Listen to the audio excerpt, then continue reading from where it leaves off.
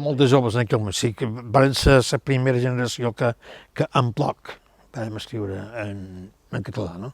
Perquè just davant nosaltres hi havia la generació d'en Bartomeu Fiol, d'en Miquel Boixà, d'en Baltasar Porcel, i van veure aquest exemple, però sobretot van tenir més contacte amb la generació anterior, de Josep Maria Llompart, Jaume Vidal Alcover, i després hi havia Palau i Camps, hi havia persones de, diguem-ne, d'aquest tipus, no? Vull dir que per ells era normal, per nosaltres no.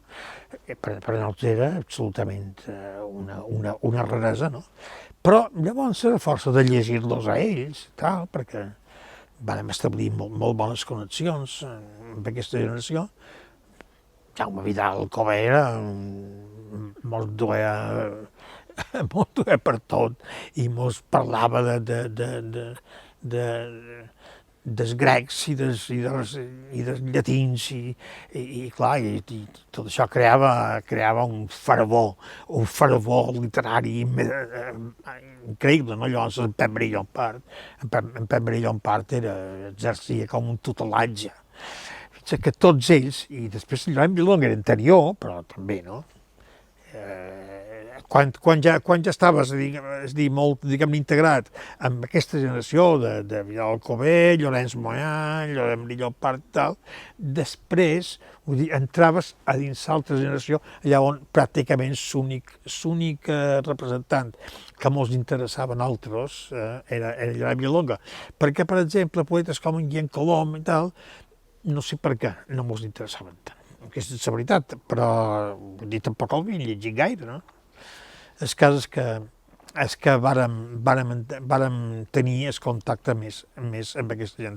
I tot que en Lloret Villalonga havia escrit en castellà moltes coses, en aquell moment estava escrit en català, havia escrit en català Mort de Dama, i aleshores veure en Baltasar Porcel que te feia teatre i que te feia Sol Negre, novel·la, perquè en aquell temps també hi havia una cosa, a lo millor m'allarg massa, no? Vull dir, és que hi havia com una convenció general de que se podia escriure en català poesia, per exemple. Sí. Contes també estava bé. Ara, una novel·la en català, ui, això, això no, tal.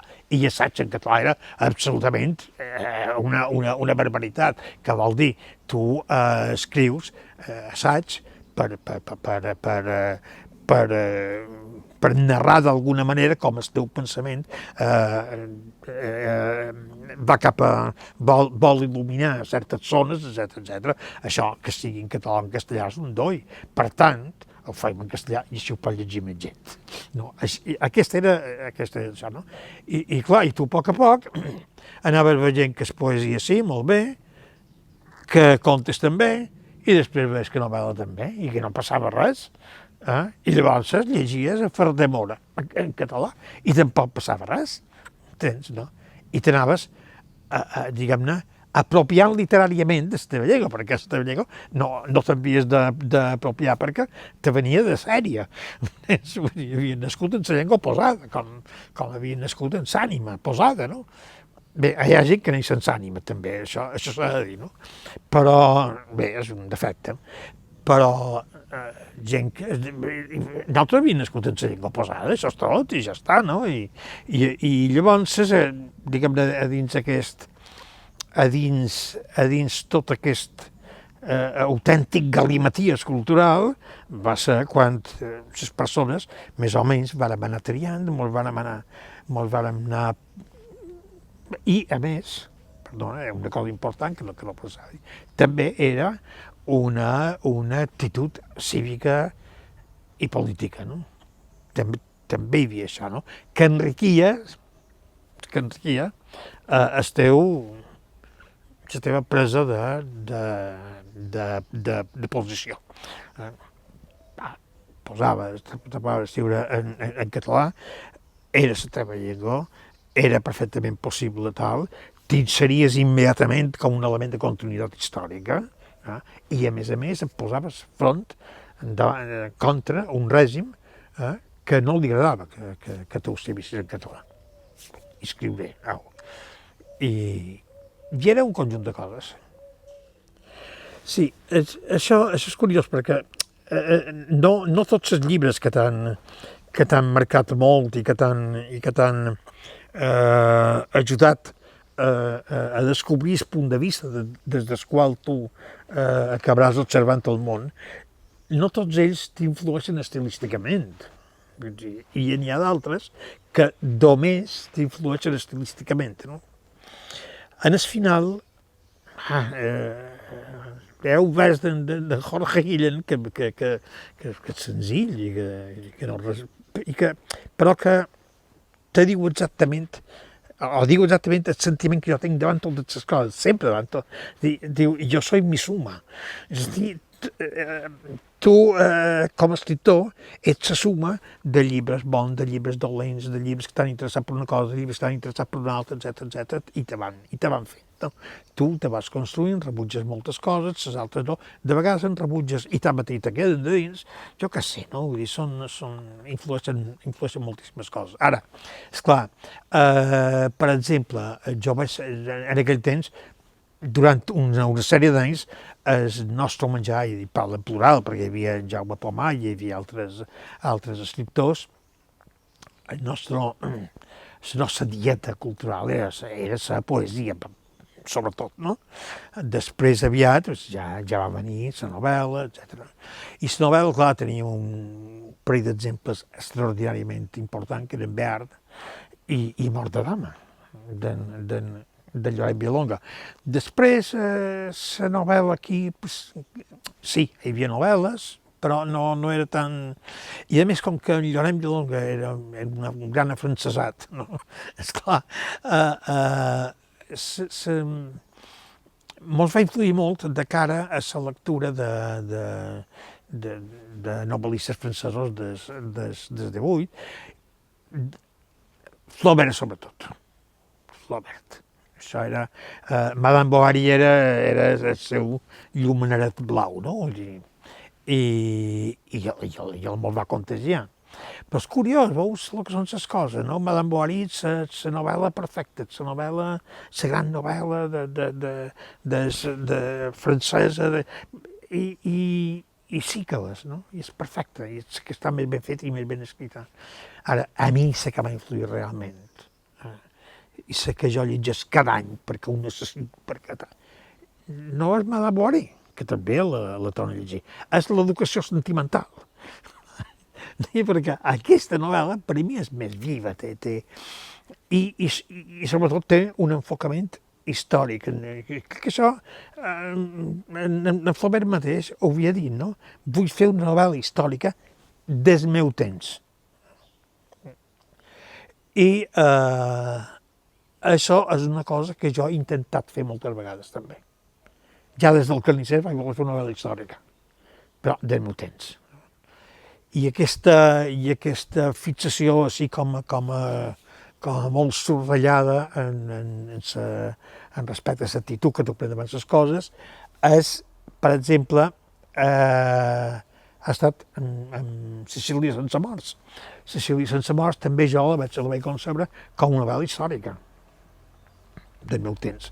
Després això va quedar com a mig diluït perquè hi va haver gent que va dir que jo havia fet una novel·la negra. I jo, bé, vull dir, l'editora mateix, quan la va rebre, la va llegir i diu, ostres, tu, és una novel·la negra però extraordinària. I que com que és una novel·la negra? Jo, és que no m'havia donat compte jo que hagués escrit una novel·la negra.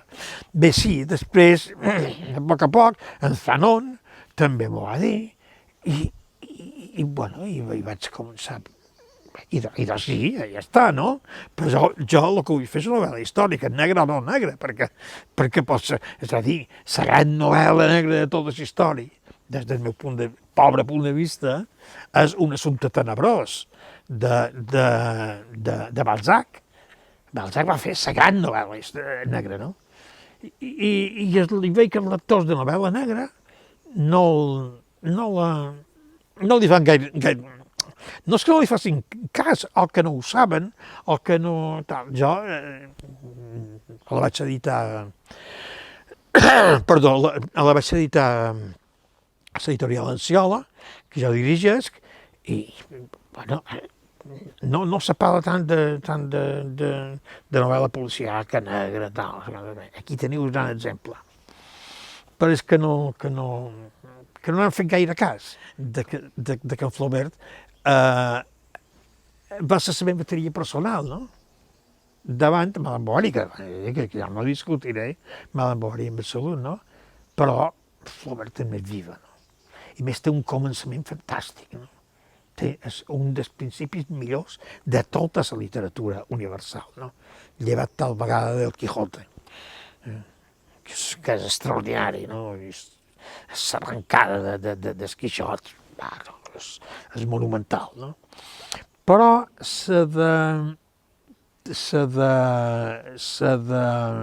l'educació sentimental és fantàstic també, perquè és un grup de gent que llavors quedaran vinculats tota la seva vida, no? Pugen a una barca de Sena que ha d'anar a Rouen. Pugen a la barca i quan hi són tots, la barca comença. Aleshores arranca la novel·la. I la novel·la és com la barca. No? I ostres, jo, a on som ara? Els veig des de... No, tu també ets dins la barca, no? I és una forma d'incloure el lector, que és d'una habilitat i d'una potència poètica al mateix temps. I d'una tècnica, no? Extraordinària. I després, clar, després hi ha hagut moltes altres obres que... Quins llibres són? O sigui, tots, no? Però, per exemple, algun Tolstoi com Guerra i Pau, i sobretot una novel·la que curiosament que m'ha seguit tota la vida i que no la puc treure de damunt i que cada vegada és més bona, perquè les novel·les bones cada vegada ho són més.